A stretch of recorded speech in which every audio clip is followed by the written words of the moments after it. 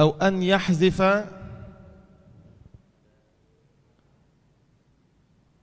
يحذف الأعجمي أو الأمي الحرف بالكلية، ويكثر ذلك عند الوقف. الحمد لله رب العالمين الرحمن الرحيم فين الميم؟ أين الميم؟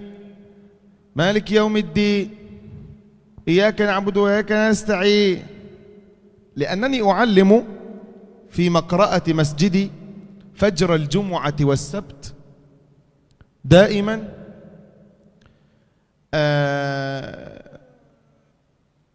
أعلم هذا المقرأة هذه عمرها إلى الآن 7 سنوات، وصلنا إلى الجزء 9 في القرآن من تحت، من الناس إلى بعد ياسين. سمعت ألوان من اللحون من الناس الذي والله واحد عنده 70 سنة 70 سنة يقول غير المغضوب صراط الذين أنعمت عليه، أنعمت ولا الضالين، الضالين. ثم لما صححت له برفق قلت لا أنعمت ليس أنعمت الضالين. الرجل بكى قال 70 سنة وأخطأ في الفاتحة، كيف كانت صلاتي؟ كيف؟ قلت له استغفر الله، استغفر الله كثيرا وتعلم. والله الرجل كان يدخل المسجد الساعة 2 ليلا، أعطيته مفتاح المسجد، يدخل المسجد ويصلي ويستمع إلى الحصري حتى أذان الفجر، يظل يسمع الحصري ويتعلم منه ويقرأ علي بعد الفجر.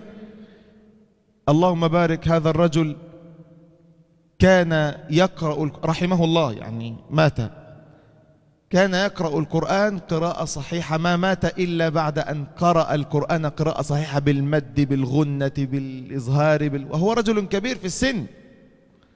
فلا تقل ده هذا رجل كبير لا يستطيع أن يتعلم. ممكن نعلمه التجويد بالعين، نعلمه كيفية التلاوة بالتلقين والسماع. فهمتم؟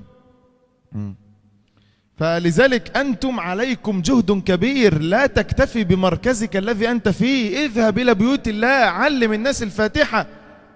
الكسائي كان مشهورا بتعليم الأميين والناس عامة فاتحة الكتاب، حتى رآه أحد تلامذته في المنام فقال له ماذا صنع الله بك يا إمام؟ قال غفر لي. قال بماذا غفر لك؟ قال بتعليم الناس فاتحة الكتاب. وهو كان إماما في القراءات وإماما في النحو والشعر، كما قال الخاقاني أخو الحذق بالقرآن والنحو والشعر، يعني أخو الإتقان، صاحب الإتقان في القرآن والنحو والشعر. لا تدري بأي آية تدخل الجنة، لا تدري بأي آية تعلمها أو تقرأها يدخلك الله بسببها الجنة، لا تدري بأي آية أنت أخلصت لله عز وجل فيها أدخلتك الجنة بسبب إخلاصك في تعليمها أو بسبب إخلاصك في قراءتها، دخلت الجنة. فهمتم؟ الموضوع مهم. أنتم كالمعلمين يجب أن تتقنوا القرآن جيدا حروفا ومعنى، وأن يكون القرآن ظاهرا على حالكم وسمتكم وهيئتكم، حتى يرى الناس القرآن فيكم، حتى يرى الناس القرآن فيكم. لابد أن تعيشوا مع القرآن حتى يعيش القرآن فيكم، فيظهر على سمتكم ويظهر على تلاوتكم ويظهر على كلامكم، كل هكذا. يعني لو أنت فقط امتهنت هذه المهنة، مهنة ماذا؟ مهنة تعليم الفاتحة، وذهبت لكل مسجد في إندونيسيا تعلم الفاتحة، قد تموت ولم تنتهي من جميع المساجد ولم تنتهي من فهمت؟ فنحن يجب علينا أن نبذل قصارى جهدنا في تعليم القرآن الكريم حتى لا نسأل عن هذا أمام الله عز وجل عن كل نعمة أنعم الله بها علينا. تفضل يا شيخ حماد. وطبعا الشيخ حماد الكلام طويل عليه معلش. Yang berikutnya adalah kesalahan dalam ketika dia biasanya karena lidahnya asing atau dia tidak bisa membaca dan menulis adalah dia menghapus huruf secara keseluruhan atau tidak membaca huruf secara keseluruhan, dan ini banyak terjadi ketika waqaf terutama. Misalnya ihdinas siratal mustaqim, mimnya tidak dibaca.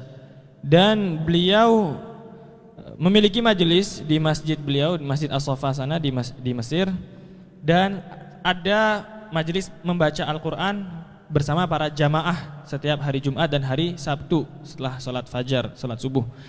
Di sana yang hadir ya jamaah sholat di masjid tersebut, banyak orang tuanya di sana. Bahkan ada salah satu jamaah yang berusia kurang lebih 70 tahun.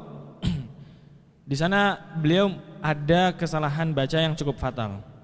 Dan sebenarnya kesalahan-kesalahan yang beliau kemudian tulis di sini itu juga banyak didapati dari pengalaman mengajar tadi ya, bersama-sama itu ada berbagai macam kesalahan bacaan para pembaca Al-Quran dengan berbagai macam sebabnya.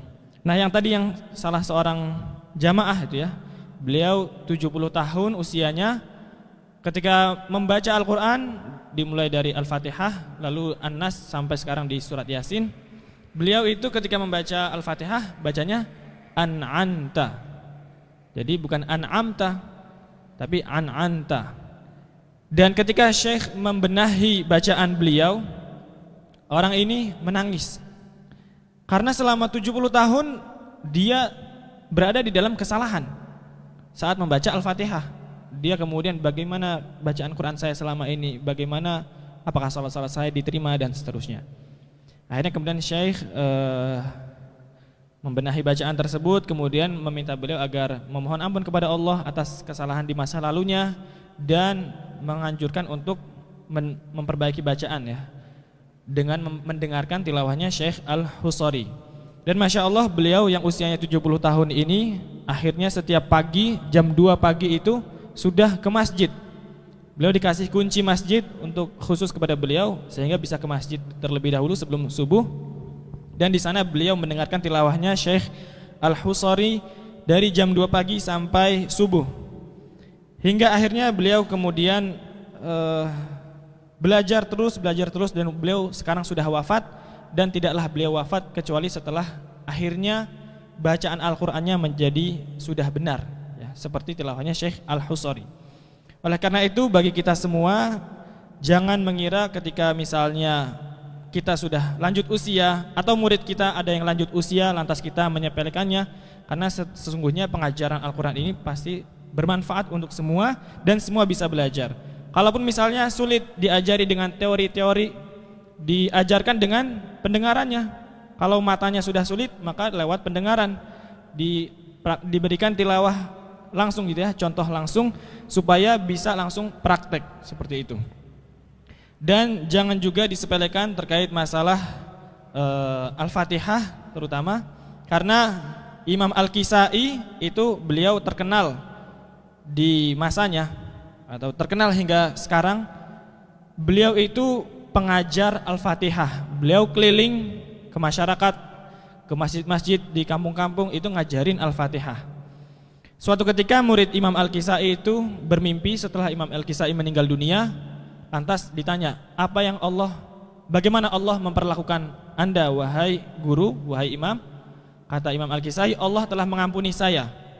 Apa sebabnya? Tanya sang murid. Kata Imam Al-Kisai, karena saya dahulu mengajarkan Al-Fatihah kepada orang-orang. Oleh karenanya jangan sampai kita menyepelekan pengajaran Al-Quran kita, pengajaran Al-Fatihah kita. Padahal Imam Al-Kisai ini dikenal sebagai imam qiraat. Beliau juga imam di bidang nahwu. Beliau juga ahli membuat syair, mengajar syair, masalah syair juga.